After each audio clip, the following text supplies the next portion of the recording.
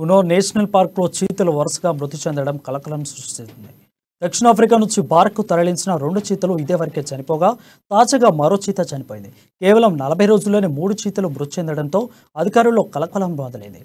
అసలు ఈ చీతలకు ఏమైంది? ఎందుకు వరుసగా మృత్యువాత పడ్డాయి? వాస్తవ స్టోరీ.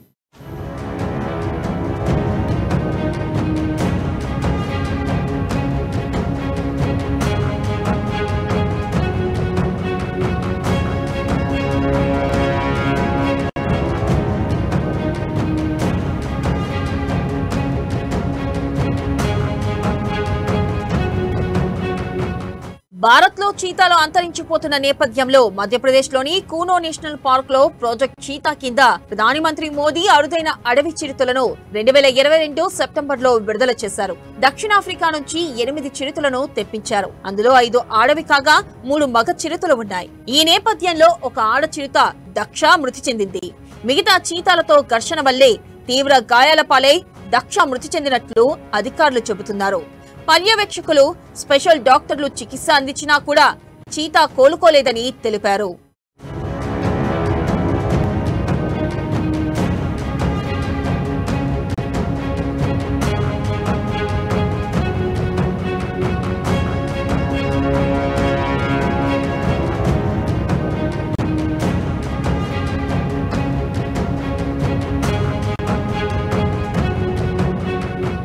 దక్షిణాఫ్రికా నుంచి తీసుకొచ్చిన చీతాలలో మరణించిన వాటి సంఖ్య 3కు చేరింది. తొలి 2 చీతాలు అనారోగ్య సమస్యలతో చనిపోగా తాజాగా ఆడచీత దక్ష తోటి చీతలతో తలెత్తిన ఘర్షణలో చనిపోయింది. గతంలో మార్చి 23న షాషా అనే ఆడచీత కిడ్నీ ఫెయిల్యూర్, డీహైడ్రేషన్ తో మృతి చెందగా ఉదయ్ అనే మగ చీత ఏప్రిల్ 23న ఉదయం 9 గంటల ప్రాంతంలో అనారోగ్యంతో మృతి చెందింది. అస్వస్థతకు గురైన ఉదయ్ని వెటర్నరీ డాక్టర్లు, చీతా సంరక్షణ నిపుణులు చికిత్స అందించినా ప్రయోజనం లేకపోయింది. సాయంత్రం 4 గంటల సమయంలో చీతా ఉదయ్ చనిపోయిందని అధికారులు అంటున్నారు.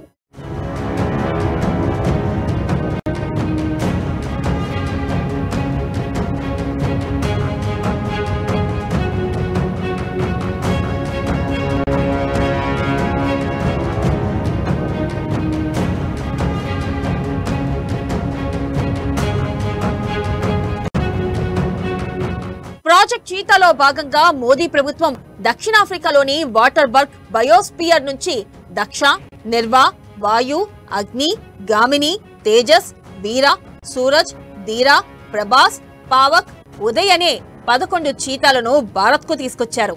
మన దేశంలో ఎప్పుడో అంతరించిపోయిన చీతాలను మళ్లీ సంరక్షించడం కోసం ఏడాది ఫిబ్రవరి 16న దక్షిణాఫ్రికా నుంచి భారత్కు తీసుకొచ్చి మధ్యప్రదేశ్లోని కూనో నేషనల్ పార్క్ లో ఉంచి సంరక్షిస్తున్నారు.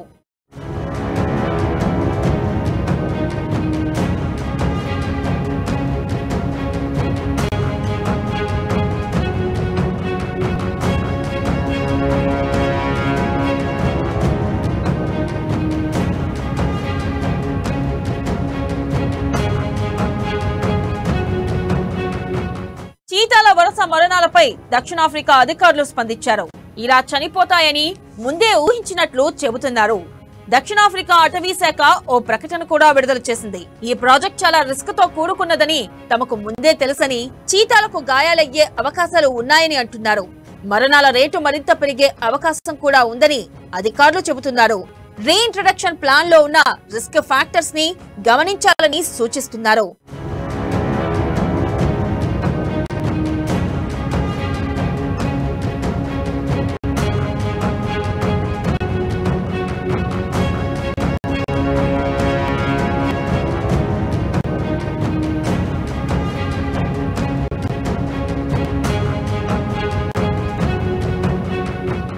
ఎంతో ప్రతిష్టాత్మకంగా ప్రాజెక్ట్ చీతాలో భాగంగా తీసుకొచ్చిన చీతాలు వరుసగా మృత్యువాత పడుతూ ఉండడం ఆవేదనకు గురిచేస్తుంది.